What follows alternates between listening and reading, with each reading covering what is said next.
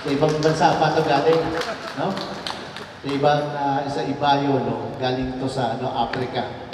Hindi, biro lang. So, pinalalakas ko lang ang loob nito. Kasi alam namin na truly ang ating Panginoon ang magbibigay sa Kanya ng salita. Manggagaling sa ating Panginoon. Hindi ko na matatagalin. Siya ay miyembro ng aking unit, isang household leader, at may asawang napakaganda. Asa na yun? Nawawala yung napakaganda. Ayun, kumakaway sa ulit. So, I'd like to introduce Dimple, yung asawa niya. No? And ang ating speaker po, si Brother Joy Disono. Palakpakan po natin ito.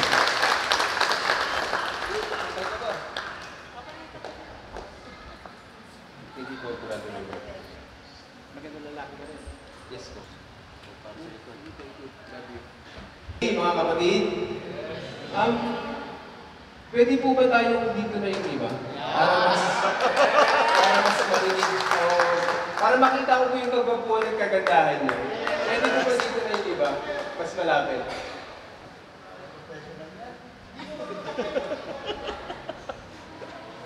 Yan o, nakikita ko na silang lahat o.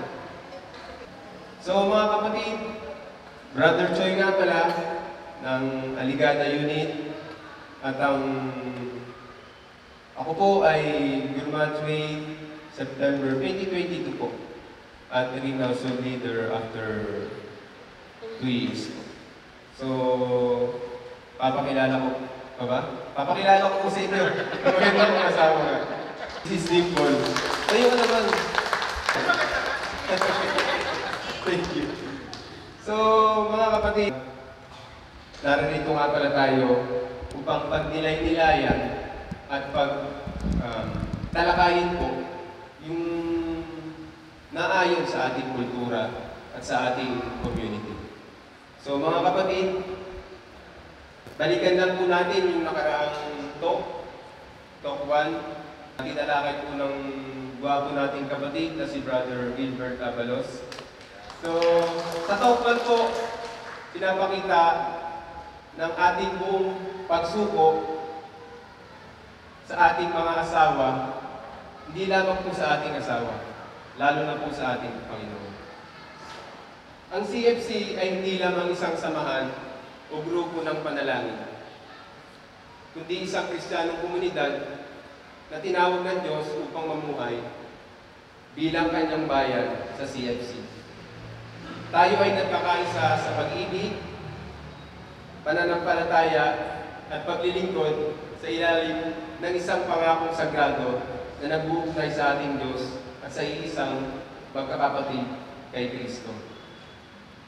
So mga kapatid, sa talk 2 po ay pagninilay-nilayan po natin ay ang functioning as a body, living as a people of God.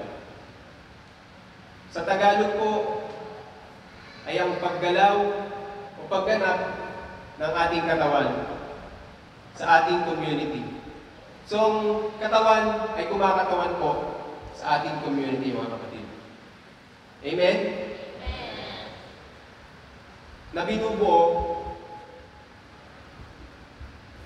ng mga miyembro hanggang sa mga leaders o elders na nangunguna sa ating samahan. Ngayon po ay tatalakayin po natin kung paano gumagana o kumikilos ang isang katawan ayon sa istruktura at kultura ng Couples for Christ. Babalikan din po natin yung ugat nito sa salita ng Diyos at uhugot tayo ng kaalaman mula sa karanasan at pamumuhay ng unang Kristiyano. So mga kapatid, bakit nga ba tayo naririto? Una, balikan po natin yung ating vision. Dahil dito dapat patungo ang lahat ng ating mga banal na gawain. So, we foresee families in the Holy Spirit renewing the face of the earth. So, we foresee ourselves as families of the Holy Spirit renewing the face of the earth. So, binigyan po tayo ng Panginoon ng isang misyon. At ito ay magpatayo ng simbahan sa ating mga tahanan at simbahan sa ating mundo. So ito po yung landas na dapat nating lakaran, o ito yung daang dapat nating tahakin bilang katawan, bilang isang komunidad sa ating Panginoon.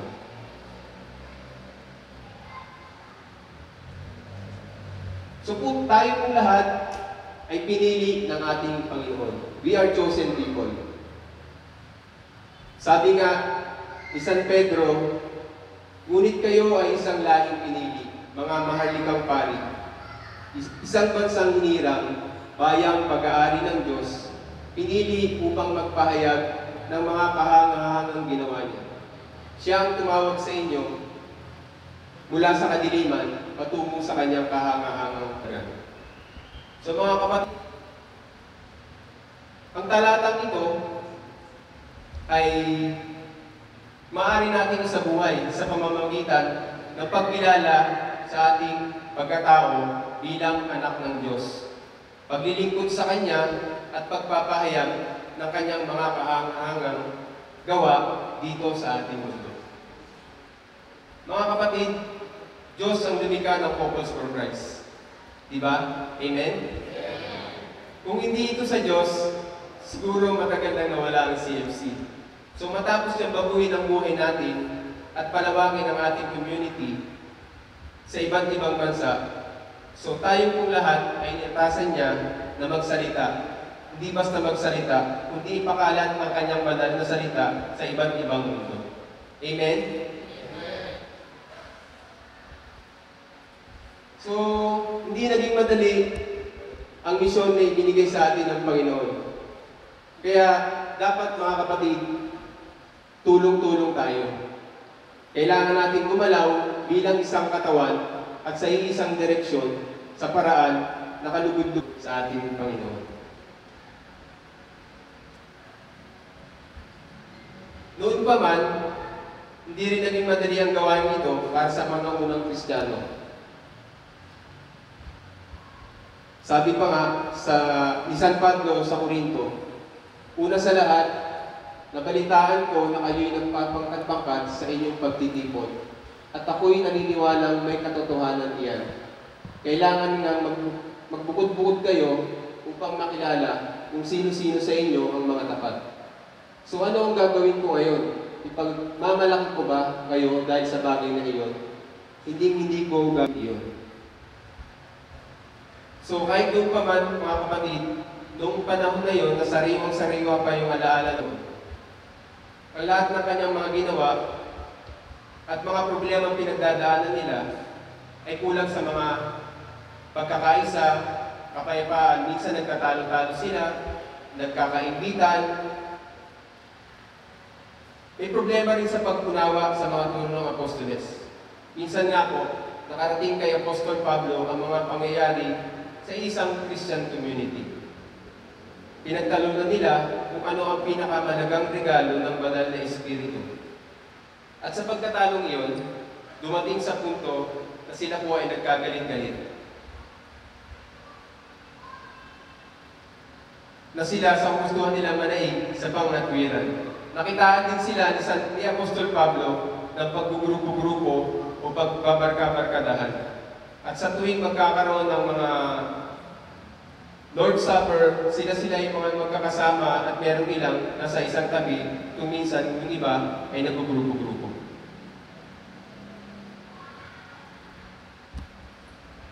Kaya, kinailangan na parang pangaralan sila ni Apostol Pablo. Pero yung pangaral po na may pagdisiplina at may pagtutuwid. Sabi pa nga ni Apostol San Pablo, the members should have the same care for one another.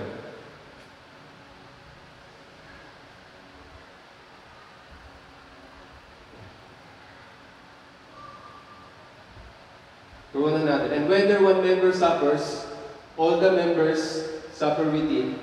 Or if one member is honored, all the members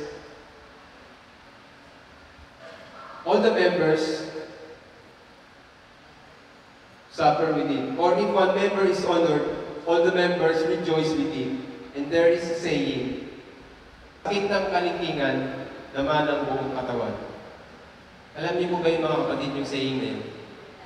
Yung pag ikaw ay nasaktan, mararamdaman ng buong katawan. Pero sa community,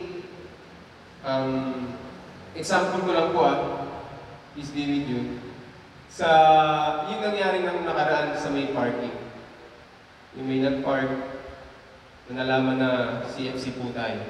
So, nalaman yung may-ari CFC. So,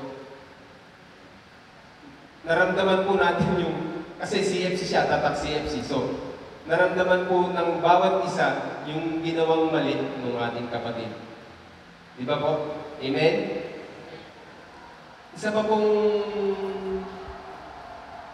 example dito is, yung mga prayer request po natin. Yung, halimbawa, nag-request po tayo ng, sa GC po natin yung prayer request. Halimbawa, humihingi po tayo ng tulong po sa ating kapatid. Na ipagdasal yung ating kapatid, halimbawa po may sakit.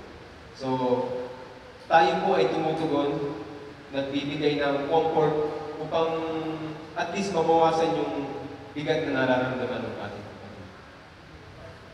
So, kaya mga kapatid, magtulungan po tayo. Kung may mabigat na dalahin yung isa, dapat po nararamdaman po ng lahat. Kung may nagawa man nakapuri-puri yung isa, o isang tagumpay ang isa sa atin, so dapat po lahat nagsasaya. Dapat po wala pong inggitan.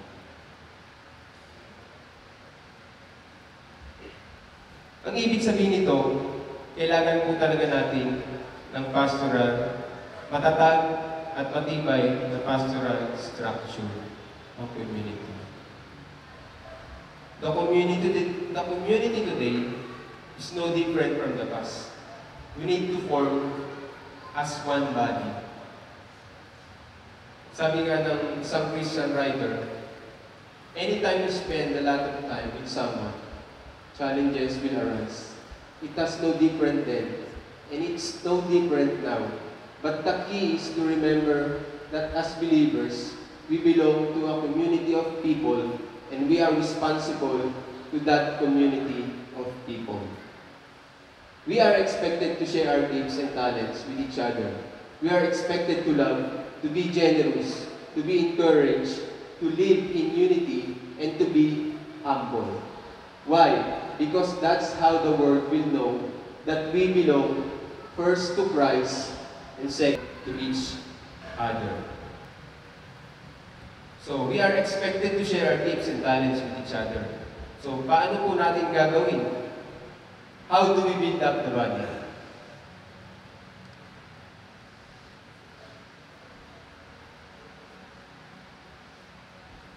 Again, St. Paul said to the Ephesians, "Speak the truth with love, and grow in every way into Christ, who is the head of the body." So, ibig sabihin, sa pamamagitan ng pagiging totoo, pagtuturo ng katotohanan na may pag-ibig, at paglago sa pagkakapareho kay Kristo, tayo ay magiging isang malusog at lumalagong katawan ni Kristo. So, lagi po natin isipin na si Jesus ang ulo ng katawan. So, lagi po siyang nasa taas para sikapin natin lagi papalapit sa Kanya. Amen? Hindi po ito isang ordinaryong samahan lang na kung sino yung namumuno, kundi ang ating Panginoon. And that brings us unity and sense of direction.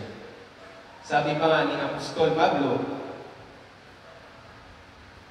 the body grows as it builds itself up, with the love as each other does its part.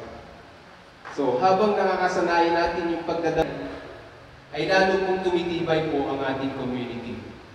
Sa kabaliktaran naman po, humihina po yung katawan pag may nagtatampuhan, nag-iiwasan o nagkakaingitan. Di ba po? Amen? Meron ang kasabihan na love begets love, charity begets charity. So, kung nagtanim po tayo ng pagmamahal sa ating mga puso, sa ating kapwa, aani po tayo ng pagmamahal. So if we do this constantly, eventually love and charity becomes part of our culture and a distinct character of our community. At makikita po yun natin sa ating labas ng community.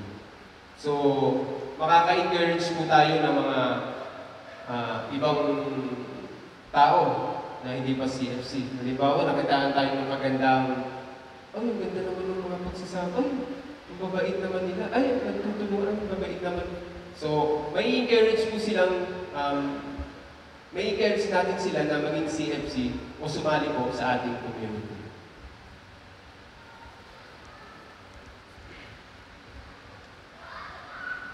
So, lahat po tayo ay dapat involved. No passive people. So, dapat po lahat tayo ay may kinalaman. Ang ibig sabihin po ng passive is, yung parang ayaw mong masangkot, o yung gusto niya, yung umiiwas siya sa mga gawain. Yung gusto niya, isa siya. So, yun po. So, dapat, sana lahat ng ating members, so na lahat po tayo ay nagsisikap na mapasali sa mga gawain at makatulong sa mga gawain ito. Example po dito, yung bayanihan. Alam niyo po yung bayanihan? So, sila po yung nagtutulong-tulong. Alam natin mabigat yan, di ba? Gumagahan siya pag tulong-tulong tayo. Yung iba naman po, ay masarap po na duduyan-duyan. Mabuti pa yung kambing tsaka manok, inaalalayan sila eh. Di ba? Kesa dun sa nagpapalambilin. So, ibig sabihin ito mga kapatid, kung meron man nagpapabigat, ang sabi ni Apostol Pablo, encourage each other. Admonish the idle. Admonish lang yung gawin natin dun sa mga taong ayaw kumilos. Encourage the faint-hearted, help the weak, be patient with all of them. Sabihan po natin ng maayos kung di sila nakikibahagi sa atin. So maging matyagalan tayo, lalo na po dun sa mga walang kakayahan o kulang sa kakayahan o mga pinanghihinaan ng loob. So dapat po may pagtulong ang bawat isa, may pagkilala sa ating mga leader at pinapanatili po ang kapayapaan at pagkakaisa sa loob at labas ng ating community. Amen?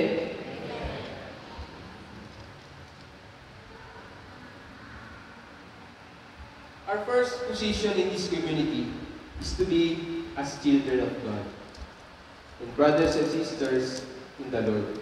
So isa pong mahalagang fundamental mindset o kaisipan ng miyembro na dapat kinikilala natin na tayo ay isang anak ng Diyos at ang iba ay mga kapatid. Naniniwala po ba tayo dito? Amen? So kaya kung tawagin natin ang isa't isa is brothers and sisters. So kapag isinabuhay po natin ang kaisipang ito, hindi po magiging mahirap sa atin ang magmahal at magtulungan. Kahit araw-araw, pwede po natin gawin. Sabi pa nga ni St. John, dear friends, since God so loved us, we also ought to love one another. So the first important service that in this community is daily love. Ito po yung example. Yung katatapos lang po na Global Day Service ng ating mga kapatid. Natin po. So, dyan po ay tinuturuan na natin kung paano ang ating mga anak, habang maliit pa sila, tinuturuan na natin sila kung paano magmalasakit, magmahal, magbigay, at umunawa sa mga taong may kakulangan. So, sabi pa nga ni St. Luke, give and it will be given to you. Isa pa pong example is yung halimbawa natin sa is yung may nanglilimos Isang beses po kasi na nagmumotor kami ni Sis. May lumapit sa akin. Malaki ang katawan. Yung pala manlilimos. Sabi ko, ba't kita bibigyan? Mas malaki pa yung katawan mo sa akin. So hindi ko siya binigyan, mga kapatid. Binigyan ko po yung mas maliit. So dapat kung magbibigay tayo, hindi na natin tinitignan kung gaano kakalaki, mas malaki pa. Kung magbibigay tayo, dapat ibigay na natin sa kanila. Yun po yun. Yun po yung daily lang, kahit maliliit lang po, na bagay, pero nanggagaling po sa ating puso. So we are built up with the gifts and roles of service given by God.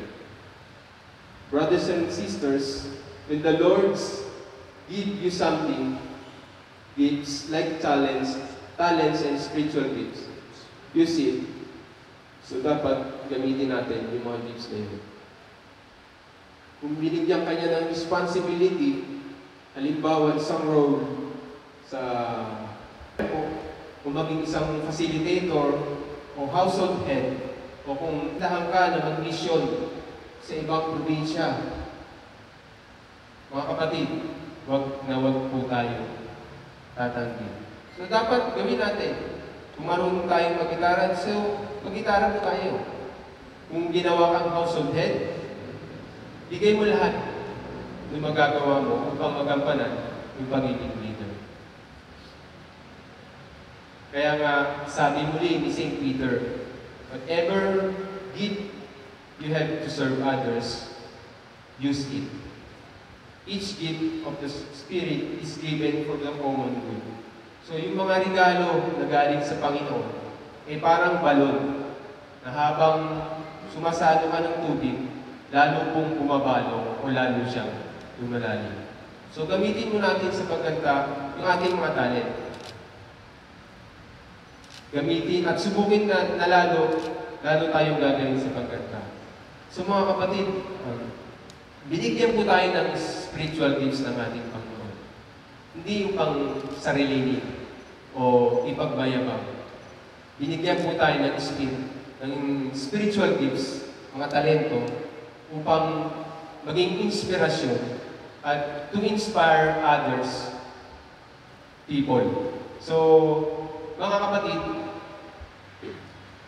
tayo po ay biyaya na may roong biyaya upang maging biyaya sa iba. Amen? Amen.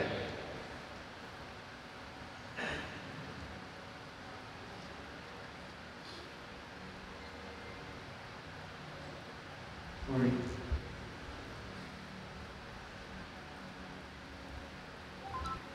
Kaya yung kahit maliit na service lang, hindi kailangan ng malaki o mahirap na service.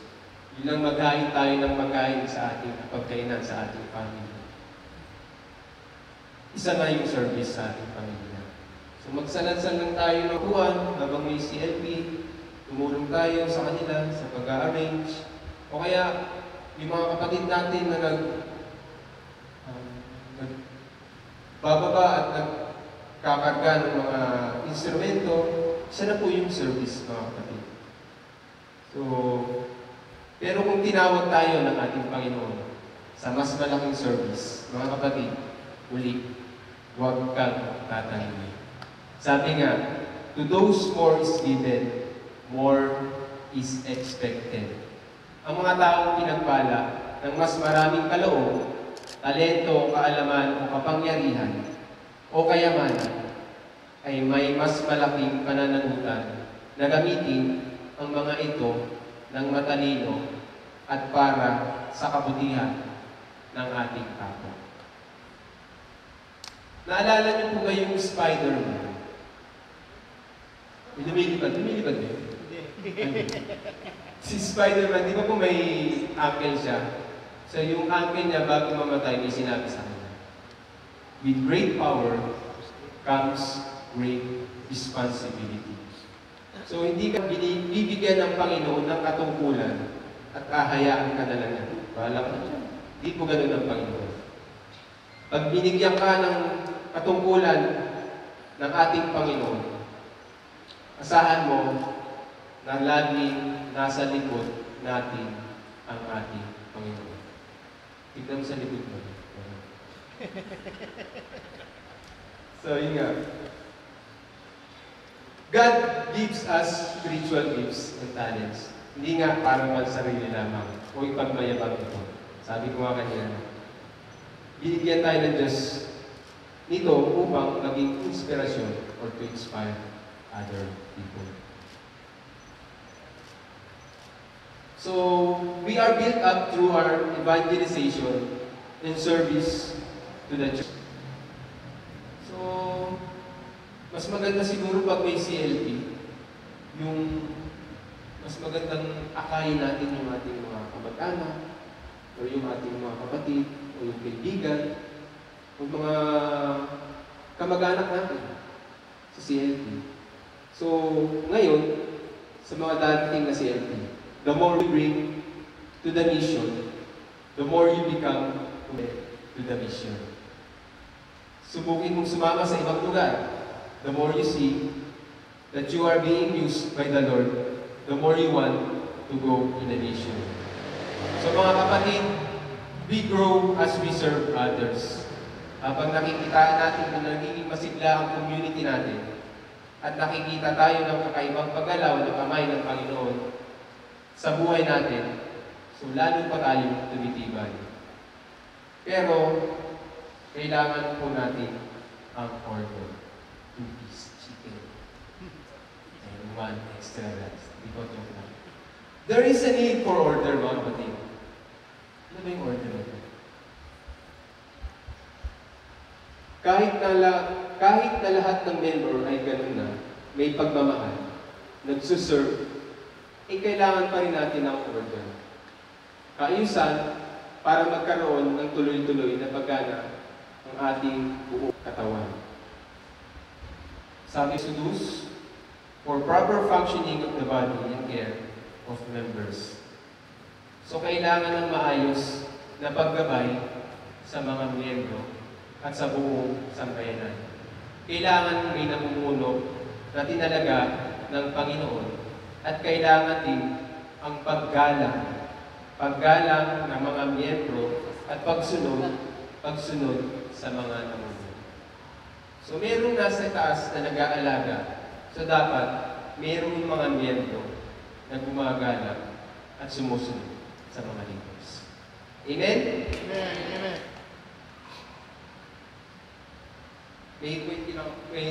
May sila ako kwento. Naalala niyo po ba yung story ni Moises at ni Korah? Nagkaroon po sila ng rebellion ng pamilya nila. Pagkatapos pag-alis ng mga Hudyo mula sa Ehipto, habang nahihirapan ng mga Israelita sa disyerto, nagkaroon po ng sagwatan si Korah at yung kanyang mga tagasunod upang patalsikin o paalisin sa pwesto sina Moises at Aaron. Pinagkaisahan po nila si Moises at kinestyon po nila yung authority o pamumuno ni Moises. Kahit pa nga alam nila na si Moises talaga yung ginamit ng Panginoon sa mga milagrong ginawa ng Panginoon para sa mga Israelita. At dahil sa mga pagsaway nila kay Moises, nagkaroon po ng digmaan. Marami po ang namatay sa mga sumuway kay Moises. Bumuka ang lupa at kinain po sila ng lupa. Ganun na rin po yung mga ari-arian at yung ibang pamilya nila. At yung iba naman na nagpalaboy-laboy sa disyerto ay namatay na rin.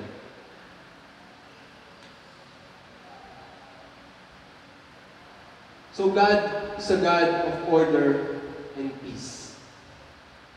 All things work, sabi pa ni St. Paul sa mga Romano, all things work together for good and for those who love God.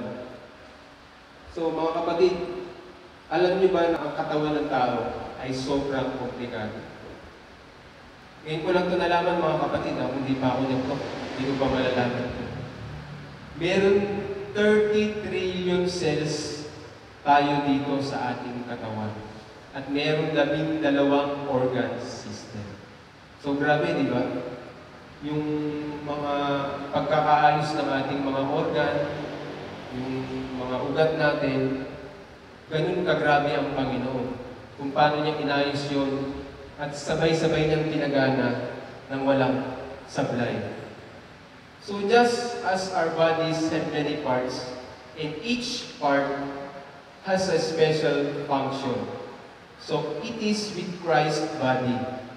So ganun din tayo sa ating community, mga kapatid. At yan ang ilayunin natin na bawat isa sa atin ay may kanya-kanyang tungkulin. Ginagawa ang kanyang tungkulin at ang lahat ay gumagalaw ng may pagkakaisa or unity.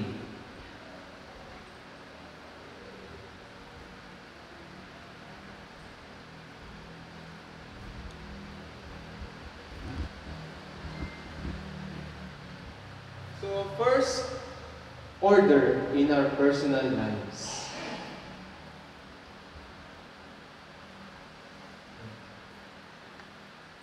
Ito po yung household namin sa Ben Isar, tsaka si Bro Ambo, Isar Okokol. Sila po yung naghubog sa amin kung paano maging mabuting Kristiyano. Kahit pagod po sila sa trabaho, mas nauuna po talaga sila. Kami kasi laging din pag may household. Kami po yung lagi nawili sa household. So, sila po yung nagbigay inspirasyon din sa amin, nagturo sa amin kung paano magdasal, humingi ng tawad sa Panginoon, at kung paano lumago sa community, kung paano magmahal ng kapwa, magmalasakit sa iba, at higit sa lahat, sumunod sa ating Panginoon. After 2 years po nga, kami po nito ay nasa Torres unit pa po kami. Hanggang sa nagkaroon na po ako ng mga members, ito. So, sila po yung ngayon pinapastol namin sa... So, yung lahat po ng aming natutunan, sa amin naman kung itinuturo sa aming mga member. So, kami po ay lubos na masaya. Sobrang saya at sobrang blessed po. Kasi sa kanila po, hindi lang po kami nagtuturo, kundi marami po kami natututunan sa kanila. Tama po. Di ba po, Bro Ambo? Love you. So ngayon po ay nasa Aligada unit po kami. Sila Bro Ronnie,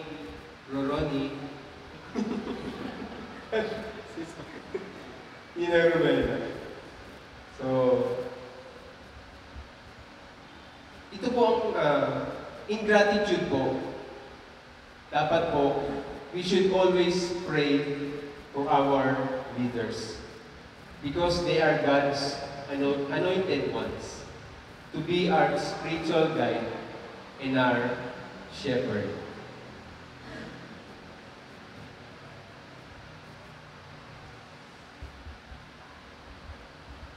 So, tayo na po ay dadako sa second order in the whole body.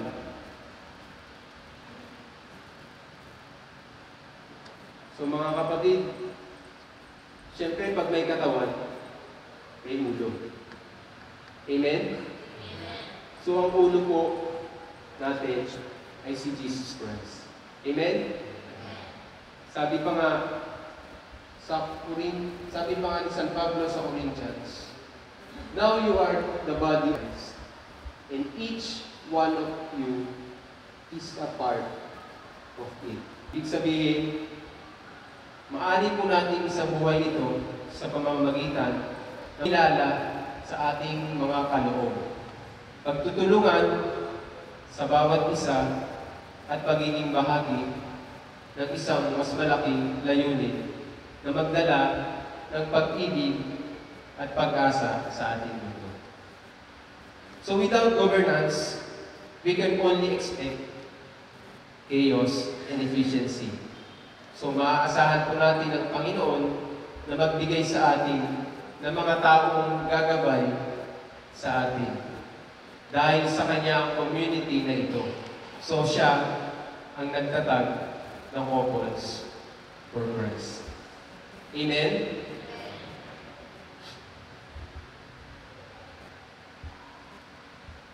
So tayo po ay dadako na sa the function of elders. Kilala po ba natin mga elders? So, ang sinasabi po dito na elders, magsalan.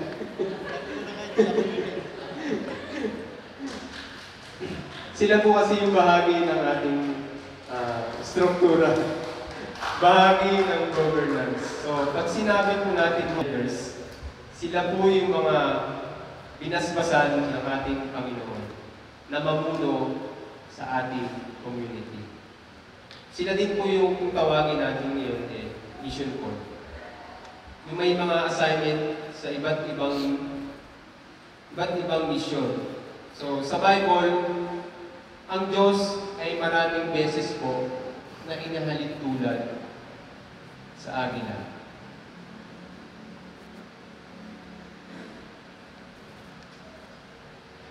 Kasi, ang agila po ay simbolo po ng lakas, kapangyarihan, at may kakayahang lumipad, gumanaw ng malayo, at kilala rin po sila kung paano mag-alaga ng kanilang mga sisi o kanilang mga anak.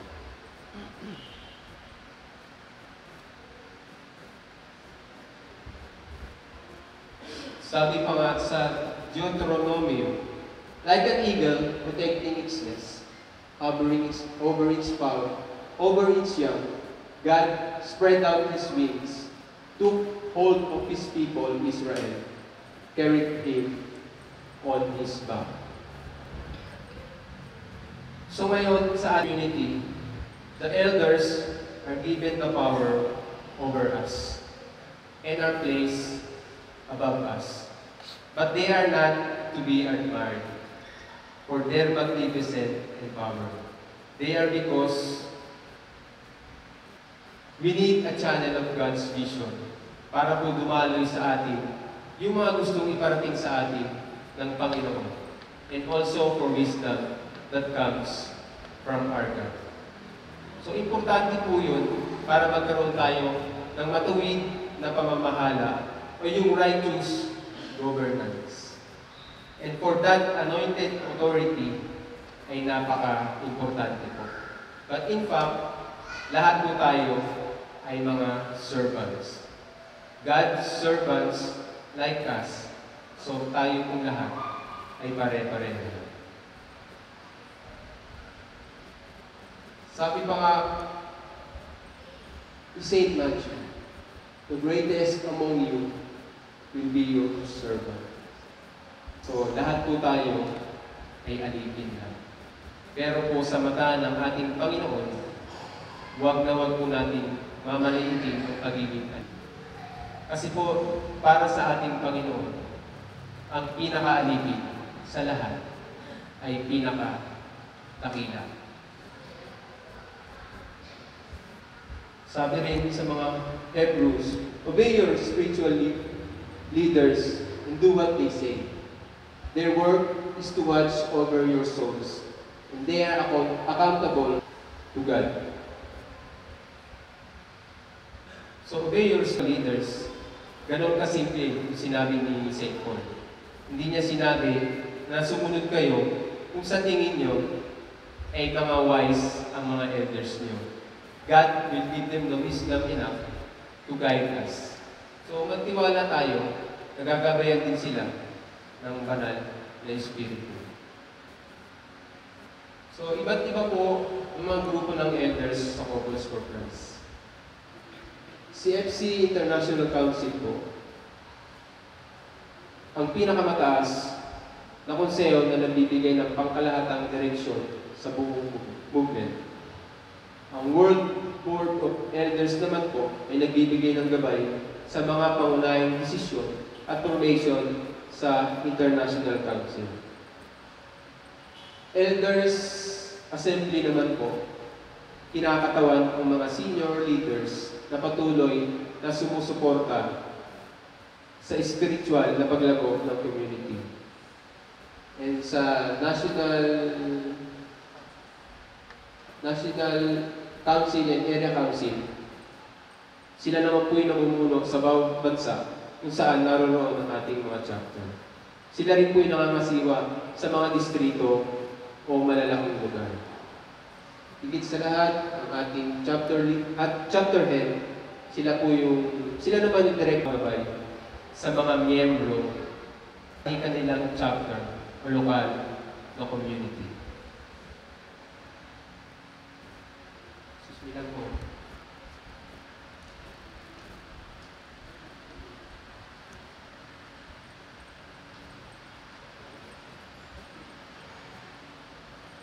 In CFC,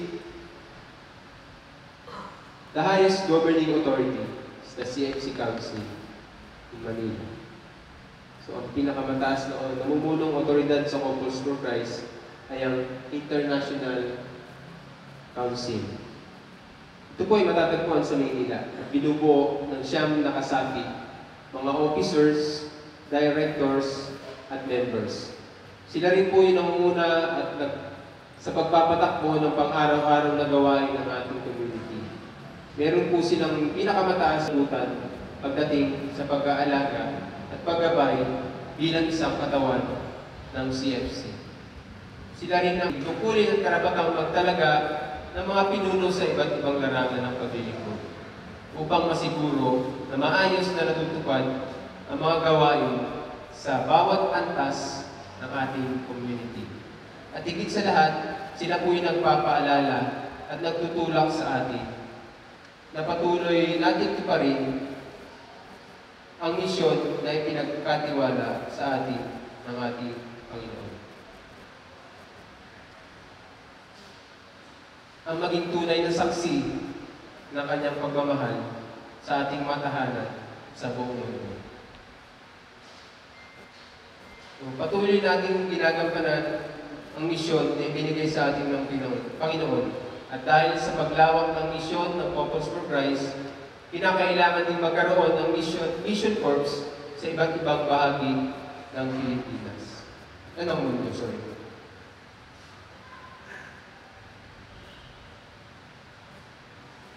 So, different group of elders in CFC. Ito po ang ilan sa mga katungkulan ng ating mga elders. Dito po sa bansa, meron tayong evangelization and mission director na tumitingin sa kabuwang gawain pang-ebanghelyo at misyon, dito man o sa ibang panig ng mundo. Bukod po dito, may mga mission heads na nakaatas sa iba't ibang rehiyon. Sa Metro Manila, Luzon, Visayas at Mindanao, at sa iba't ibang panig ng mundo.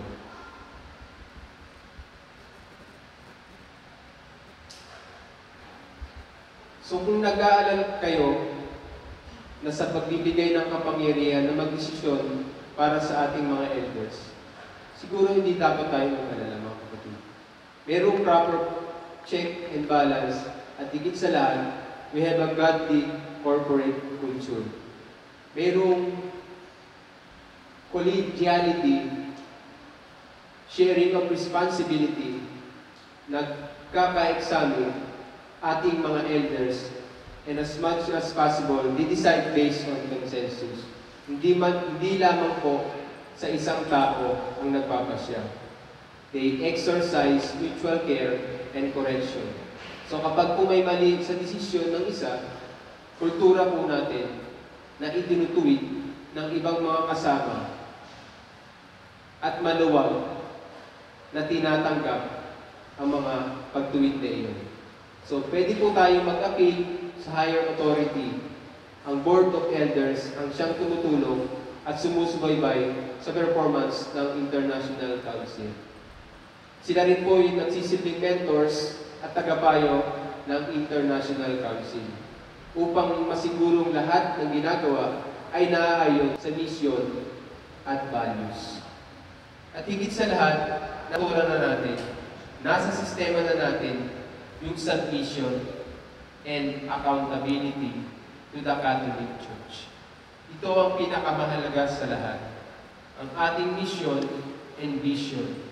Gayon din ang paraan ng ating evangelization ay isinulat, ipinasa, at pinagtibay po mismo ng Vatican.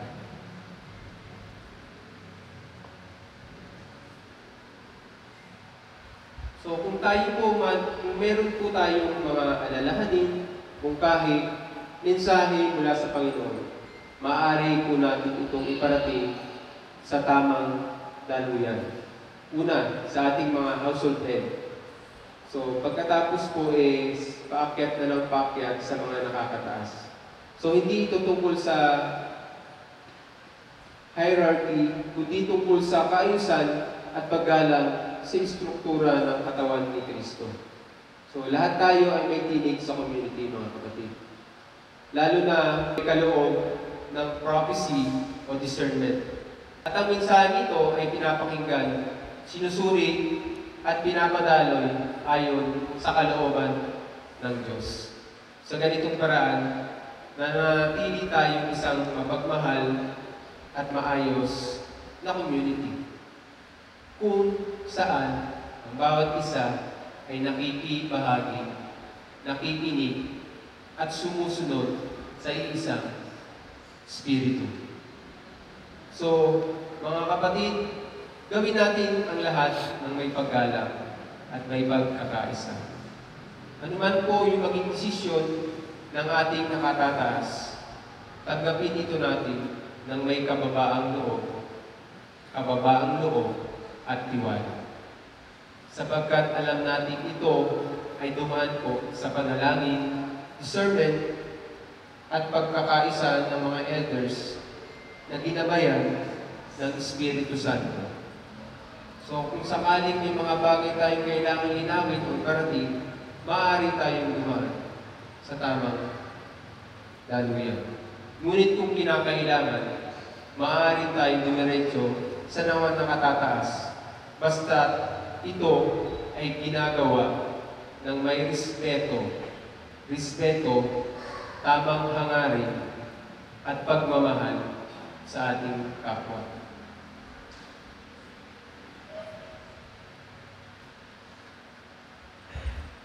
So bago po ako magtapos, i-share pa. Ay, meron pala akong share pa. So, hindi ko na po patatagalin. Tawagin ko na po yung share natin sa gabi nito. Si Dimple. Hello. Hi. God is good? All the time? Okay. Ngayon mga kapatid, i-share ko lang po sa inyo ang aming journey sa pagiging household leaders. Ay kita ko yung mga smile nyo sa inyong mga mata. Kumikinang. Ninenervous ko talaga ako, sorry. Mga kapatid, ang aming journey po dito is hindi naging madali para sa aming mag-asawa. Kasi sa umpisa, ayoko po talaga. Ayoko po talaga kasi parang napakahirap po na maging household leader. Kasi parang sa tingin ko po, napaka-bubot pa po namin. Kumbaga parang hindi pa kami build kasi bago pa lang po kami sa community. Pero with the grace of God and guidance po ng aming mga leader and ng aming dating household leader, nahubog po po doon, natuto po kami, and nai-apply po namin sa aming mga members po namin ngayon, yung mga magagandang natutunan namin sa kanila. Tama nga yung sinabi ni Choi na galing po yun kay Nanay Ben, na hindi lang po sila ang may natututunan sa atin bilang leaders, kundi tayo rin po sa ating mga members, may natututunan din po tayo sa kanila. Kasi sa mga bawat pagsubok at paghamon sa buhay na nararanasan ng bawat isa sa atin, isa na po yun parang napakalaking bagay na po yun. Nagiging inspirasyon po tayo nila, nagiging inspirasyon po namin sila. Katulad na lang din po yung pinagdaanan ng member namin, si Cobra, hindi po naging madali yun para sa kanila and para sa amin kasi parang kailangan pag tinawag ka nila kahit alas 12 ng gabi, pupunta ka sa kanila para makausap sila kasi kailangan nila ng spiritual guidance niyo po. Isang napakalaking commitment po na maging isang household leader para sa amin. Kaya kung kayo po ay tatawagin ng Panginoon na maging unit leader, chapter leader, household leader sa darating na panahon, wag po kayong tatanggi kasi calling po sa ng Panginoon natin. Isa po yung malaking bagay para sa atin. Para kayo tubig. Kaya mga kapatid,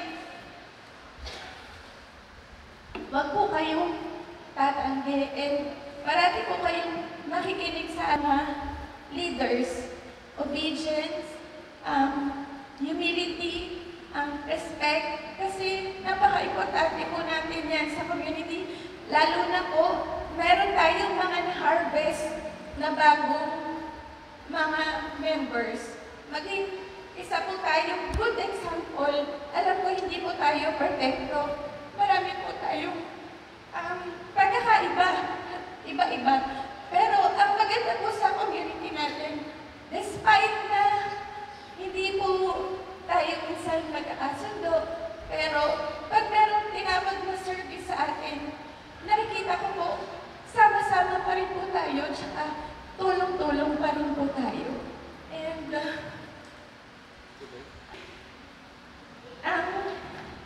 ano ko lang, take away ko lang po sa, ni Choi, yung sa, magtiwala lang po tayo sa ating mga leaders, and ang pagkakaisa, nakalimutan niyang banggitin yung sinabi ni Bro Gilbert na para tayong walis-tingting na pag-iisa lang, hindi tayo makakawalis ng maayos. Kumbaga, unity, pagkakaisa po ang kailangan natin. And para di tayong paggatong, pag mahina ang apoy, pag binawasan mo, hindi nag-iinit, naghihina yung apoy, nanghihina tayo. Yun. And ngayon, sa function of the body, meron tayong ulo ang Kristo natin. Gamitin natin siya para maging, pinakamatibay na struktura ng community natin. And yung mata natin, to see the good in each other, mga kapatid. And yung mouth natin or yung voice natin, gamitin natin to spread the word of God. And yung shoulder natin, alam ko, marami sa atin dito na nagiging sandigan ng bawat isa pag may mga problema po sila. And ang ating kamay, yakapin po natin ang pagkakaiba-iba po natin mga kapatid. And sa paaraman, walk with the journey of our Lord. And may God be praised.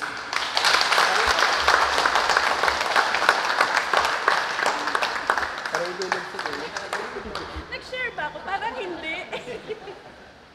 Thank you po. Meron pa po tayo siya. Kung hindi ko na pag-ito. So para po tayong mga walis, mga kapatid, sabi nga ni Bro Gilbert, kapag iisa, hindi po tayo makakawalis.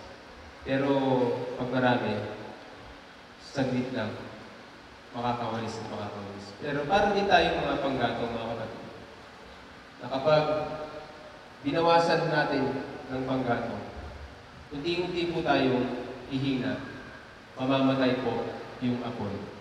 Yun po. So, next po nating share is si napakaganda kong sister. Sister Mary. Ay, mag-share ka ba? 9:40. 9:40 na. Hello, good evening. 9:40 na kasi. Ayan. So, I'm Sister Hershey po.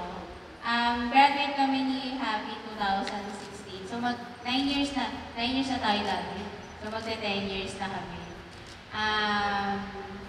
Functioning of the body ang ating topic. Siyempre, bago yun, congratulate ko muna aking kapatid. Thank you, brother. I'm so proud of you. So, kamusta naman ang kaba-kaba dyan? So, ayun. Nung nag-start kami dito sa Couples for Christ, akala ko okay na yung yung makikinig ka lang sa talk, a-attend ka lang. So, ganun lang akala ko, okay na part ka or member ka ng community. So, habang tumagal, doon ko na-realize nung pagiging member ng CFC ay hindi lang pagiging tagapanood. So, kundi pagiging isang aktibong bahagi ng katawan ni Kristo. Nag-start kami dito sa community. Ang first ministry namin is member ng music ministry. Since mahilig talaga kami kumanta. Although ako, hindi naman ako talaga singerist. Siyempre kaya dati talagang doubtful ako, kabado and everything. Siyempre takot ako magkamali. Pero yun nga, dun yung realization na hindi naman to sa pagalingan kundi sa buong puso ng paglilingkod. Kung ready ka ba na i-share yung iyong talent, treasure, and time. Siyempre maraming time. Kasi andyan yung practice, andyan yung magdabagang practice, mag-abutin ka talaga ng gabi. And dito sa atin, weekly pa, kasi meron pa kami anticipated mass pag Saturday. So, doon, nagkaroon ako ng kaba. Pero yun nga, sabi nga nila, kailangan handa kang ialay yung time mo. Yung lahat ng biyaya na binigay sa iyo ni Lord para sa Kanya, ibalik sa Kanya. So tuwing nakakaramdam ako ng gano'n, tuwing nakikita ko naman na kami sama-sama tayo, kumakanta, nagpupuri sa Diyos, ang sarap sa feeling, di ba? Na nakaka-inspire ka, nakakasabay yung mga tao sa inyo sa pagpupuri sa Kanya. Yung ministry na to, hindi lang siya isang service para sa amin, naging second family na namin. And naging, katulad na sinabi ni Dimple, naging sandigan na rin namin bawat isa. Alam na namin yung tibok. Sabi nga, magkakadugtong na yung bituka namin.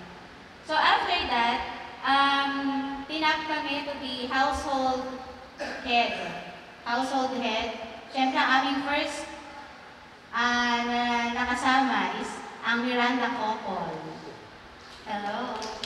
Ayan, ang aming nakasama na member. Tapos, yung dalawa wala na sila, Go po. Tsaka sino yun? Si Moreto. Yun.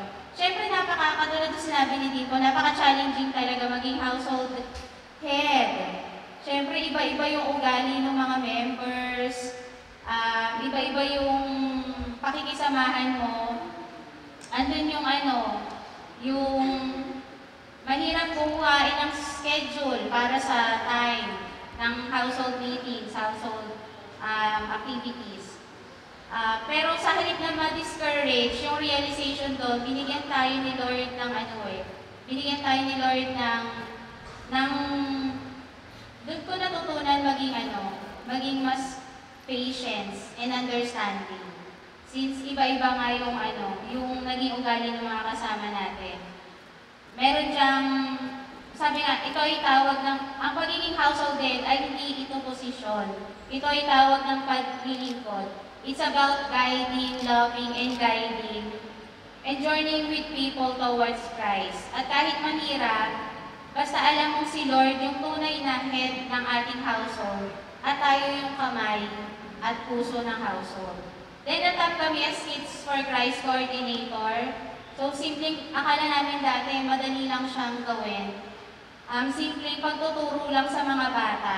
Pero doon namin nakita yung paano kumilos ang Diyos sa community. Kapag nakikita namin yung mga bata na natututong magdasal, masayang nagpupuri sa Diyos, kumakanta, sumasayaw, tapos yayakapin ka, and then tatanungin agad, Tita, kailan po ulit yung kids assembly?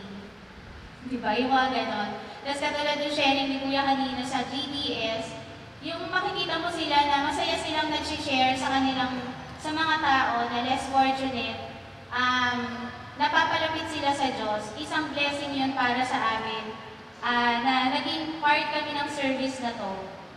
Kaya isa tong reminder sa amin na hindi lang basta bata o matanda, lahat tayo ay may mahalagang bahagi ng katawan ni Kristo.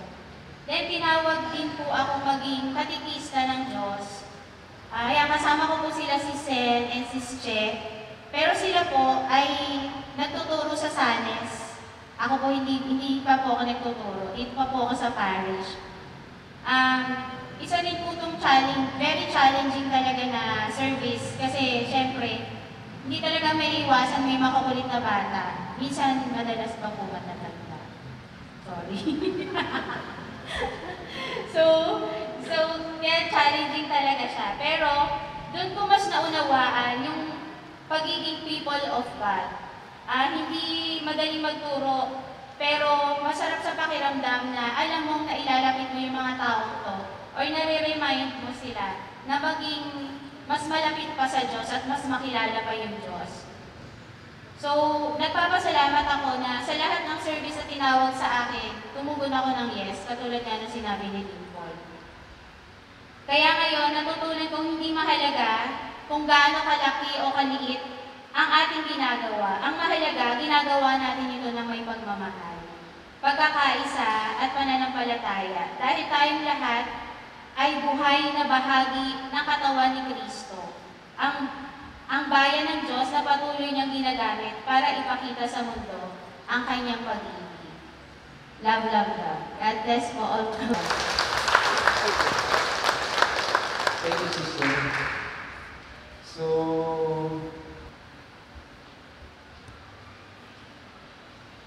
tapusin ko na po, wala na tayong oras.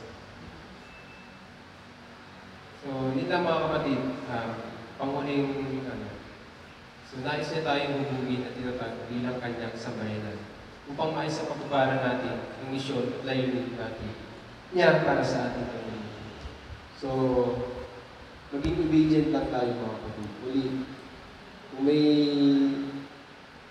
bibigay sa ating responsibility, bibigay ng mga katungkulan, huwag po tayong tatanong. Amen, mga kapatid? So,